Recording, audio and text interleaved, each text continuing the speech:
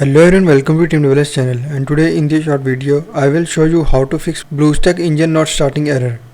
So before starting video, if you are new on this channel, then hit subscribe button and let's start off video without wasting any time. So just follow every step as I am showing you in this video and hope so this will fix your issue.